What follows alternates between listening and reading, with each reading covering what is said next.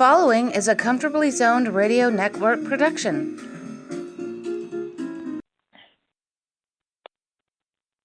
Good afternoon, everybody. My name is Alan Blumkin. I'm here with my good friend David Nemec for another session of David Nemec's Baseball History and Trivia. Today we're going to discuss players whose careers were blindsided by various injuries, especially back injuries. Welcome, David. Oh, pleasure to be with you again, Al. Okay, do you want to start? Yeah, I could start. Okay. One of my favorite players as a kid was an outfielder named Barney McCoskey, who began his career with Detroit, coming up from Vermont in the Texas League, and joined the Tigers and was a 300 hitter right away. And in his second season, he had a great season at about 340. Went off to the Armed Services, came back in 1946, and was the only regular in the American League. He was traded that year from the Philadelphia A's, from Detroit to the Philadelphia A's. He had been with Detroit previously for George Kell, and he went to the A's, played regularly. Didn't have 400 at bats, but had very close to that, and was the only regular who Bob Feller failed to strike out in 1946. And based on that, he had a good year again in 47. In 48, he was third in the American League in batting with a 328 average, but failed to hit a single home run.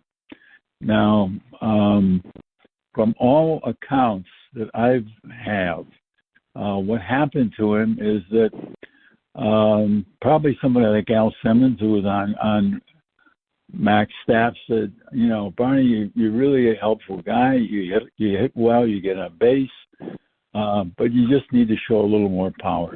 Can we do something about it? And over the winter, what I've heard is that Barney McCoskey bought a rowing machine, installed it in his basement, and worked out vigorously over the winter, and came to camp the following year with the A's. And one of the first days of training, threw his back out. And whether it was caused by the rowing machine or not is anybody's guess. It's never really been clearly established what happened. But he missed almost the entire season, never was a regular player again. Was a reasonably good pinch hitter for a while, and then drifted out of baseball. Retired with a 312 batting average, which is very good, among the top hitters in the majors. Were over 4,000 at bats, and but when you look back in his career today, few even remember him. And he is one of my favorites, and I'm starting with him, and I know you have some that are yours, Al, that you will talk about too. Okay, the first one that I ever really learned about when I was a kid was Ted Kluszewski. Ted Kluszewski had some decent years with the Reds. He came up there in, I think it was 47 or 48, I'm not sure. And he had a very poor year in 1951, where he batted 259. And then 1952, he started hitting a little, about 1953 through 1956, he was on a Hall of Fame track. Especially in 1954, he won the home run and RBI titles in the National League while hitting 326. He hit 49. The 49 home runs were almost as much as the entire Baltimore Orioles team hit that year. And then he followed it up in 1955 with a year where he had 47 and 113 home runs and RBIs. And then he started to slip a little bit in Before you 56. go on, if I could add one thing about Ted to add to his strength, this guy played Big Ten football. He was an end with Indiana in 1946, and came to the major leagues as a very, very strong guy. And everybody knew this guy was going to contribute real power right away. So Al is not underplaying him in the least bit.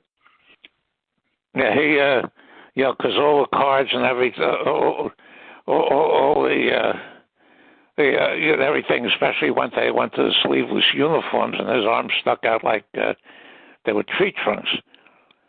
But in 1956, the back problem started a little bit, and he had 35 home runs and drove in 102 runs on that team that finished 2 games behind the Dodgers in the National League race that year. They were third behind the Milwaukee Braves, who finished 1 game.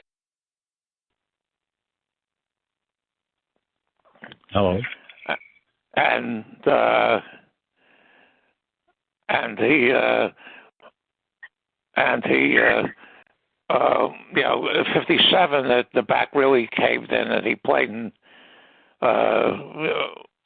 Didn't play in very many games, and after the season, he was traded to the Pirates straight up for DeFonde, who was a fairly decent first baseman for the Cubs for years, but was never in the near the class that Kluszewski was in. And the Pirates kept him till August 1959 when they sent him to the White Sox, and he helped them win the pennant and the World Series. He had a game where he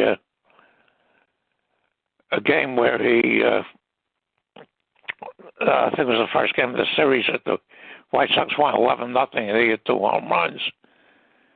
Which is a real surprise. I can add, and I just give Al a break for a moment. I can add that it was very unexpected because in the course of the regular season, with both the Pirates and the White Sox combined, he hit only 4 home runs and 27 RBI, and nothing really was expected of him in the series.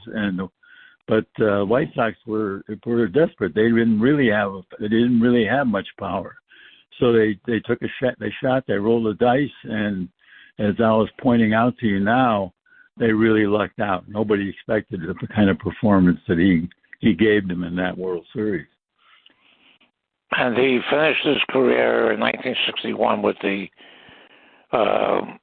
New Los Angeles Angels, who obviously were one of the AL expansion teams.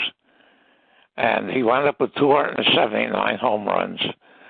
And he really, could have. I thought he was on a Hall of Fame track until the back started. What's also ironic is in the original movie Angels in the Outfield, the faraway shots are a game in Forbes Field between the Pirates and the Reds, and the reason I know it's the Reds because you could see Kluszewski playing first base, and he was huge, so it was very hard to miss him. Yeah, no, and I remember seeing him on television. I saw him on television only. I did see him with the White Sox, actually, one game in '59 too, and he didn't show anything in that particular game, but he was massive, and he really was. Even his football pictures show that this guy probably could have played in the NFL if he'd chosen to pursue a career there instead of in baseball. He obviously made the right choice, but had the misfortune to run into a serious back problem. And others have been even more unfortunate. One of the leading candidates, of course, none of us ever saw play. There probably isn't a person alive today who did. And this was a pitcher named Monty Stratton with the Chicago White Sox, he came off a great season. I believe it was 1938 when he. I recall that he Yeah, terrific. He had a terrific year that year. He went like 15-9. The previous year, he'd gone 15-5. He looked like one of the guys who was finally going to pull the White Sox, maybe even in the first division finish, because 37 he made the All-Star team. He had a strong year again in 38, and that fall in a hunting accident, he shot himself accidentally in the leg and had to have his leg amputated. Was never again able to return to Major League Baseball, but there was a film made of him, the Monty Stratton story, starring Jimmy Stewart, June Allison with his wife, which shows him making a comeback in the minor leagues, which indeed he did with only one leg. He had an artificial leg, had one pretty good season actually in the minors, and then continued to pitch off and on in the minors for a few more years. But the hunting accident finished him. Earlier in that decade, it had done the same thing to a shortstop with the Cardinals named Charlie Gilbert, who was a very, very good fielder and good enough to stay in the lineup, even though his bat wasn't the greatest with the Cardinals, and ended up, in a hunting accident that also truncated his career when he was just reaching his prime. And I'll turn it back to you, Al, for another one of your favorites. Okay, Charlie Keller, who was an outfielder who was nicknamed King Kong, which he hated. And he was on that great Newark team, I think, in 1937, where the Yankee farm team with all 25 players made it to the majors. And he became a regular right fielder right away. The Yankees had, during that run in the 30s and early 40s, they had Tommy Henrik in left, Joe DiMaggio in center, and Keller in right. And Keller contributed an awful lot to world championships. And like many players of that era, he went into the military for 3 years. Came back in 1946, had a pretty good year. 1946 was a down year for hitting in the major leagues. And come 1947, he hurt his back severely and went from a part-timer to essentially a pinch hitter. And the first time I even became aware of him, he was in the 1951 Bowman set as a Tiger. He had dropped so far that I believe the Yankees released him. And he signed on with the Tigers and spent, I think 51 was his last season. He was essentially a pinch hitter, and he lost everything. After he retired, he became a very, very successful breeder of harness horses. But he was, he was struck down by the back problem in the right in the peak of his career when he came back from a year after he came back from the Army.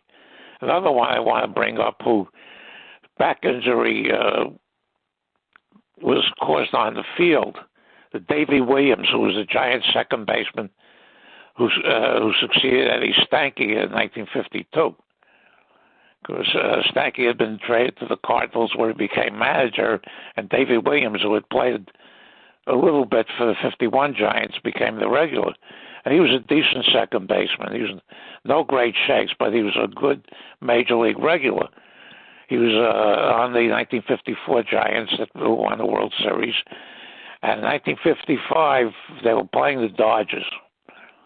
And Jackie Robinson had a thing going with Sal Magley. And Robinson tried a bunt, hoping Magley would cover first base, and he would crash into him.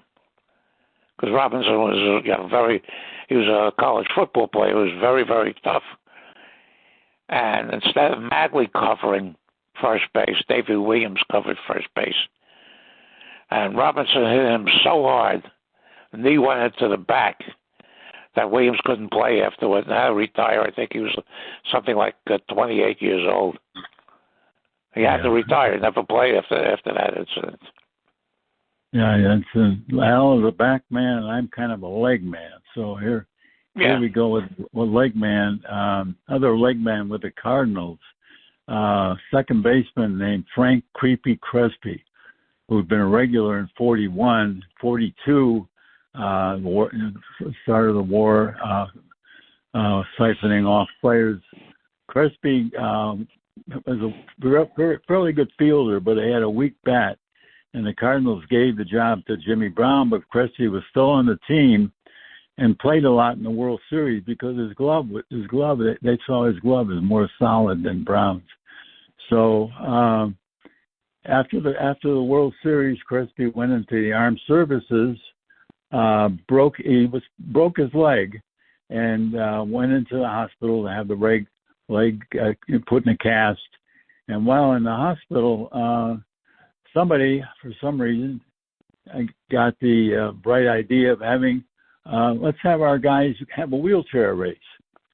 So they did, and Crespi ended up taking a spill while in a wheelchair, refracturing his leg, and never playing another game of Major League Baseball after he got out of the Army. And the Cardinals did suffer a lot of freak injuries during those years, and another one I'll get to in a minute. But I know Al has somebody on deck. I'll talk about Whitey Kurowski and when Al finishes. Okay, because one I want to bring up who was another player in the 50s that was not well known, but he should be included in this conversation. There's an outfielder named Jim Greengrass, who came up to the Reds in 1952. He was a Yankee farmhand who was sent over to Cincinnati when the Yankees made the ill-advised trade for Ewell Blackwell, who did nothing to help them. He was basically done by that. Greengrass had 2 solid years in Cincinnati in 1953 and 1954. He drove in 100 runs one year, and he in 1955 he came down with phlebitis,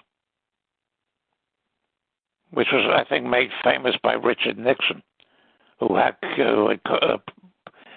come down with phlebitis, I think, when he was president. And it's a blood problem in the leg, and he couldn't run anymore. So the Reds sent him to the Phillies in a multiplayer trade in 1955, and he played 1955 and 1956 with the Phillies very, very sparingly. His major league career ended in 1956. Yeah. Whitey Kurowski had osteomyelitis as a kid. It ended up shortening his right arm, and he was right-handed. It wasn't as long as his left. It shortened it, and he had to make adjustments to his swing. And as a result of his having osteomyelitis, Kurowski did play during the war. He was 4F, and he was regarded as primarily a wartime ball player. He had great seasons during the war, but when the guys came back, he wasn't going to do much. He wasn't expected to do much. But on the contrary, Kurowski had learned to play with that arm, that shortened arm, and he was a third baseman, and he did well. In 46, he had a very good season, and he probably had his best season ever in 1947. But then his arm problems from the shortened arm caught up with him in 48. He was never again able to play regularly, and even though he's regarded today as a wartime ball player, he really was much more than that. And if it hadn't been for a childhood illness and the resulting impact it had on his right arm. And even though the strengthening, did a lot of strengthening, a lot of adjusting, he just couldn't quite keep it going after 1947, and it did shorten his career. He ended up managing for a while in the minors, but that was the end of him as a player. And he's not well remembered today either. Unlike Crespi, Karofsky was really a very good ball player all around. Good hitter, good fielder. What's even more ironic is that his successor at third base for the Cardinals in 1949 was a player named Eddie Kazak, who was best known because his last name is a palindrome. And he succeeded Karofsky, and he made the All-Star team in his first in 1949, his first season. And a little bit before the All-Star game, he broke his leg in a few pieces, and he was never the same after that. Yeah, he couldn't play the rest of 1949, and by 1950, he was essentially done as a full-time player. His career ended in 1952. Yeah, it did. Yeah, there's another player I'd like to talk about. Getting away from the Cardinals for a moment, and probably no one's ever, probably I don't even know if any of our listeners have ever heard of him. But there's a guy named Hugh Alexander. He had a very brief fling toward the end of the 1937 season. He was a 19-year-old minor leaguer. He came up with Cleveland, got in a few games, mostly as a pinch hitter, but it was extremely promising. But during that off season, in a freak accident while he was at his off season employment, he lost his arm, and as a result, never was able to play another game in the majors or minors. But he did become a full-time scout with the Indians, and he had a long career as a scout. But the Indians lost what may have been a fine outfielder for years to come, based upon what he did show in the very, very short time he was able to play professional baseball. Yeah, because I've heard of him because there was an excellent book on scouting that came out a number of years ago called $$ on the Muscle. Yeah, that was a great book. It had the stories of all the legendary scouts, and he was one of them. Another one I'd like to bring up, believe it or not, is Don Mattingly. Mattingly came up in 1983 with the Yankees, and from 1984 through 1987, he had numbers that were Stan Musial-like. He hit for average, he hit for power, and he won a batting title in 1985, and was projected as being one of the all-time greats. In 1988, the back problem started. He played through 1995, but the power was basically gone. He was an excellent fielder, and the Yankees during those years, which were pretty much down years, didn't have anybody to replace him. So he played, but the power numbers shrunk. His numbers overall are the same as Kirby Puckett from Minnesota, but Puckett is in the Hall of Fame and Mattingly is not. But he was, his power was totally gone after 1987. Yeah, it's true. But getting back in time to, and this I'm absolutely certain of, no one ever saw this guy play.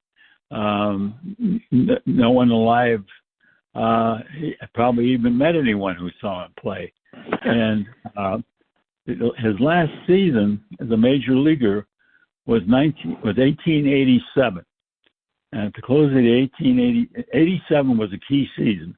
The pitching rules changed dramatically. And this gentleman was a guy named Charlie Ferguson. And prior to 1887, he was one of the primary, really the first-class pitchers in the National League. He had excellent seasons, and 45, 40, and 85, 86, and but in 87, a rule change was made. Pitchers could no longer get running starts. They had to anchor their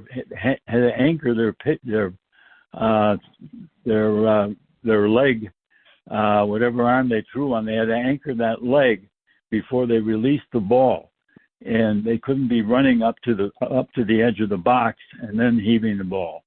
That last step had to be on the leg that if you were right-handed, it had to be on the left leg. If you were left-handed, it had to be on the right leg. And Charlie Ferguson was a right-hander and could not make the adjustment very well.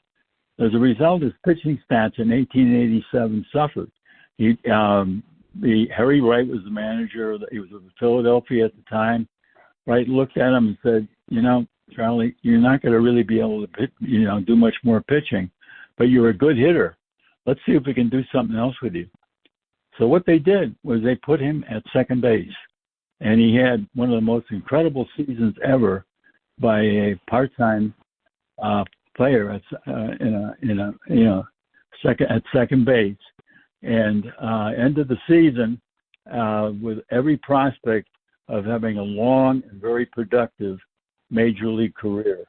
And let me just see if I can get to his stats in 87. 1887, he did win 22 games as a pitcher before he was converted to second base. But he also ended up hitting .337 as a hitter, and in only 264 at-bats, he drove in 85 runs. That was an incredible feat, and had he had an 886 OPS. This is not in a non-slugging area where you didn't have a lot of home runs. Yeah, were those numbers normalized because of the walks counting as hits? They were normalized. Those were normalized. And the four strikes. Yeah. And there were four strikes. There were four strikes that year. The bases on balls were deducted from his hit total. Otherwise, his hit total would have been his batting average would have been out of sight.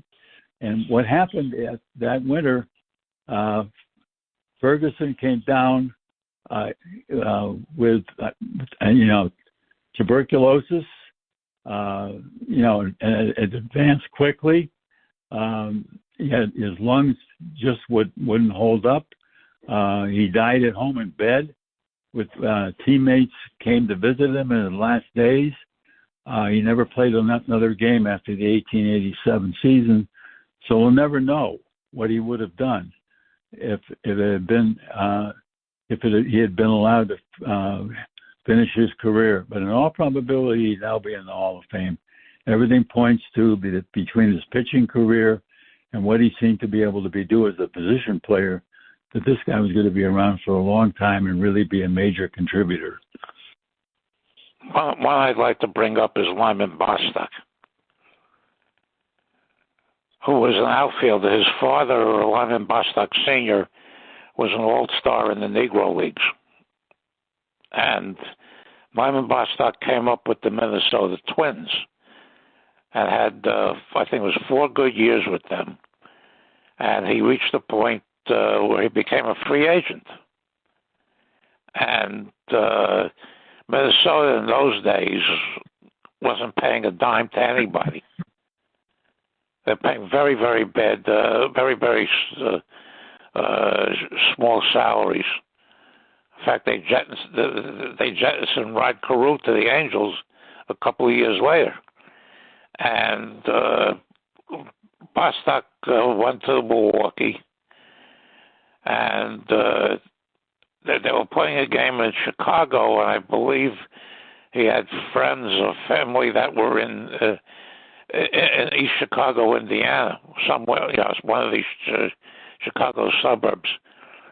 And he had there was somebody who was he was in a car with 3 other friends driving down. Hello? Yeah.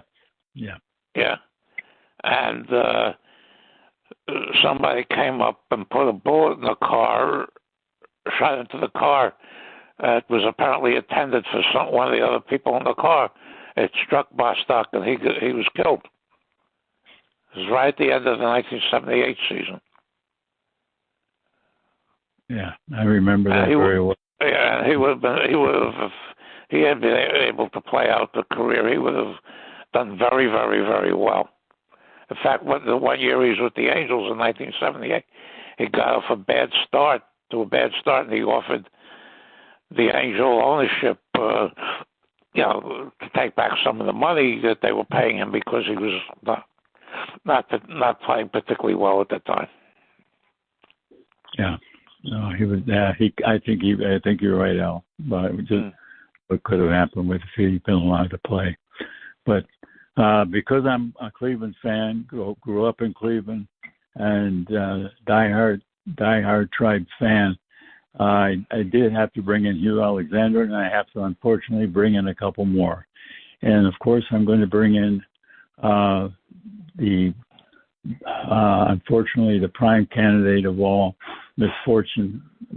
unfortunate players, Ray Chapman, the only player to be killed because of a direct result of an injury in a major league game. And he was hit by a pitch in 1920, and the Tribe still managed to win the pennant even without him. And this guy, let me show you how great he was, because people tend to underrate him because most of his career took place in the dead ball era.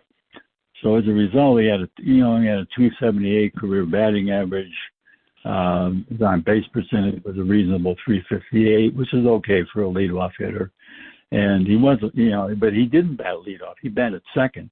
And the reason he batted second was because if the leadoff hitter got on, Ray Chapman was going to get him second base. There was no question about it. Anytime he came up in the second spot and with a runner on base, Chapman was guaranteed to put down a successful sacrifice bunt. That was what was indicated. And this guy's sacrifice bunt totals were out of sight. In 1917, for example, he had 67 sacrifice bunts. And 2 years later, in 1919, his last full season, he had 50. In 1920, even though he only was allowed to play in 111 games before his fatal injury, he already had compiled 41 sacrifice bunts. And 1920 was the beginning of the lively ball era. And this guy was a phenomenal player. He broke a leg in 1914. It didn't totally heal. It still held him back a little bit in 15 and definitely in 16, but by 17 he was coming on full strength. And his numbers, he was replaced by Joel Sewell. So people tend to say, well, Cleveland lucked out. They got Joel Sewell instead of Ray Chapman coming right in behind him. So, wow, that was a lucky break. I think Chapman was actually a much better player than Sewell. His fielding was better. His overall play was better. And if Chapman had been allowed to play the last few years of his career in the lively ball era, he was only 29 when he died. He probably would be in the Hall of Fame, and Sewell might not. And while we're on the subject, Cleveland won their first pennant in 1920, even though they lost a player, a fatality in the middle of the season. 1948 was the Tribe's second pennant. In their 48-year history, this was only their second pennant. And they had a player that season on their team named Don Black, a pitcher. And Black had come to them at 47 with a drinking problem. They'd gotten him from the Philadelphia A's, and he got his drinking under control and actually pitched a no-hitter. The first no-hitter to take place under the lights in the American League, I believe, because it was in the middle of a twilight, second game of a twilight doubleheader, if I'm not mistaken.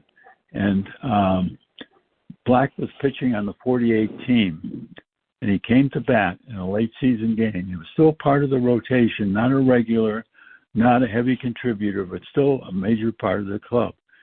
And Black took a swing at a ball when he was at bat, and he went down as if he'd been poleaxed and lay there absolutely still. And Cleveland fans, this was on television, Cleveland fans, just, there's a massive shudder throughout the city. Are we seeing this happening again when we might have a parent-winning team? And Black did almost die from a brain aneurysm. He managed to survive that, but he never played another pitch, never took the field again, never wore a uniform. They had a day for him, but he died very young as a result, really, of the brain aneurysm. He never really recovered from it. And that was the 1948 season, the Tribe's second pennant. And they haven't really won a World Series since 1948. So who knows? You know. There's somebody I would like to bring up that I overlooked, Ralph Kiner. Yeah. Ralph Kiner came up to the major leagues in 1946 and with the Pirates, and he won a tied for 7 straight home run titles. There's a tremendous power here. Of course, he was helped a little bit by the fact that they brought the fences in left field within an area that they call Greenberg Gardens and then Kiner's Corner. But he and Branch Rickey did not get along because when Kiner was the star when Branch Rickey came over to run the Pirates, and all this was confirmed because the Branch Rickey papers were in the Library of Congress, and one of the curators came to the Pittsburgh Convention in 2018 and talked a lot about this. And Rickey started getting rid of all the Pirates. He came in, they were a 7th, 8th place team, and he wanted to rebuild from the bottom. So he started getting rid of all the regulars. The worst trade he made in the first few years is when he sent Gus Bell to the Reds for 3 non-empties, and Gus Bell became an all-star player for 7 years with the Cincinnati Reds. But Kiner was untouchable, and the people who were there said that because the team was generally bad, and then when they would leave when they would go to the games, they'd leave after Kiner's last time up. And Kiner would go anytime Rickey wanted to cut Kiner's salary, which is every year. Kiner would go to the ownership, and the ownership would give him what he wanted because he basically was the only draw that they had. So finally, in 1953, they traded him to the Cubs at the trading deadline of June 15th, and they got 6 players, none of whom proved of any use to the Pirates. And he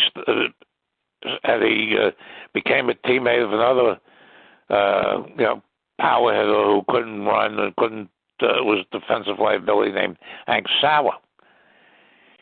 And at 54, Kiner's power numbers started to decline. So that after 1954, they sold him to the Indians. They played 1 season with the Indians in 1955, and his power numbers shrunk quite a bit, and he had to retire after that season because of his back. And then, of course, he went out to a legendary career as an announcer for the New York Mets.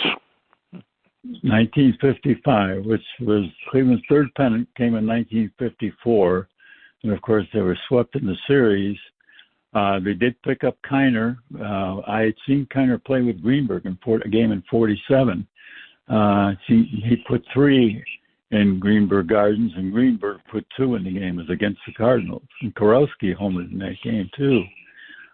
55, I saw Kiner play with the Indians, and it was his last season. It was clearly going to be his last season. In the field, he was barely capable, and his speed on the bases was totally lacking. And he did hit 18 home runs and managed to drive in 54 runs. But But on that team, and was the Indians' future Hall of Fame star, a guy named Herb Score, who pitched with Kiner, and had a great season that year, really great season. And he did his rookie year. He came through with 16-10 record, struck out 245 batters. It was an incredible rookie season. And in 1956, he showed that it wasn't just a rookie flash in the pan. He was going to be a star for years to come. So 1957 rolled around, Al, and you and I both remember because we've seen it on video, and I heard the game on the radio. I didn't see it. So did I. Because the Yankees weren't televising road games. Because that was the last year that they shared the station with the Giants. That was the last year the Giants were in New York. Yeah, I heard about it when it happened, and Kilmatube had a line drive through the box. It basically almost killed Score.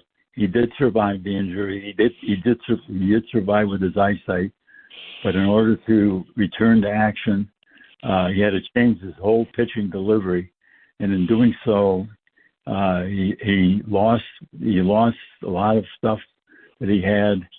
He lost confidence. He had a good game every now and then, but he never really could come back. And his career was pretty much over before he was even 30 years old. And that affected McDougal very heavily also. McDougal in 1956 at 311, he was the Yankees shortstop because Rizzuto was basically done. And he started off hitting very well in 1957 until that incident. His hitting fell off. He said I've read this a couple of places. He said that after that happened, he lost all his enthusiasm. And he, by 1959, he became a reserve. Yeah, he was only 31 at the time. He became a reserve, and 1960 was his last year. He scored the last run as a pinch runner for the Pirates, for the Yankees in the 1960 World Series, and then at the age of 32, he retired because he didn't want to be exposed to. He has several businesses going in New York, and he didn't want to be exposed to in the expansion draft. So he just packed it in. Yeah, but he always said that he was never the same after hitting Score in the eye with that line drive. Another one who got hit in the eye. Another one who got hit in the eye with a line drive. In 1950, I think it was Ted Kluszewski hit Barbara Church in the eye with a line drive when the Phillies were making their race to the 1950 National League pennant. Church was never really the same after that. No. And there was a young pitcher named Bobby Slaybaugh in spring training. I think it was during either an inter-squad game or batting practice with the Cardinals, served up a delivery to another fellow rookie contender for a spot in the roster named Jim Dickey, and Dickey line went through the box to hit Slaybaugh in the eye, and Slaybaugh did try to come back with one eye, never made it. There was a pitcher. There have been a couple pitchers actually with one eye.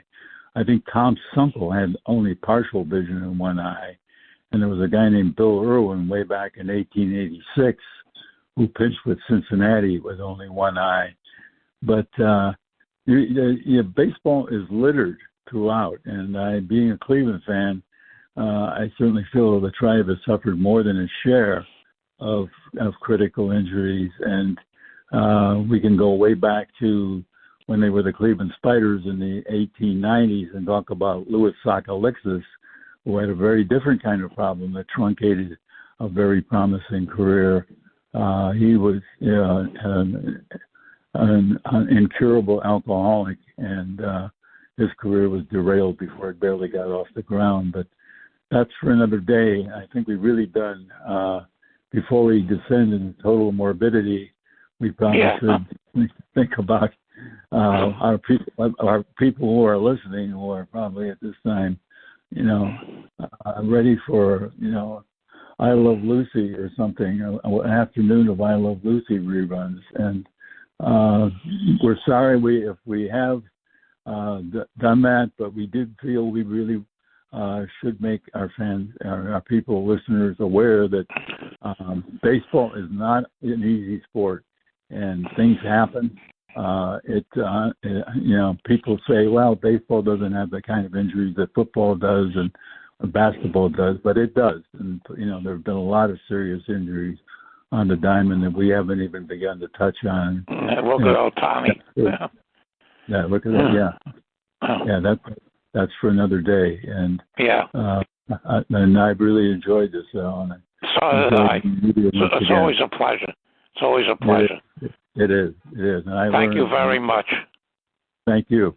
Okay, I'll notify Ralph that we did this, and hopefully he'll post it either today or tomorrow. Great. Okay, you take care. Give my best to Marilyn. Will do. Thanks, Al. Bye-bye.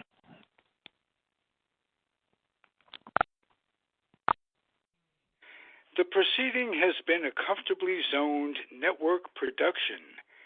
You are advised to keep your dreams wet, your humor dry, your children and grandchildren out of military recruiting offices, and off the laps of clerics who wear dresses. Thank you for listening, everyone. Happy trails.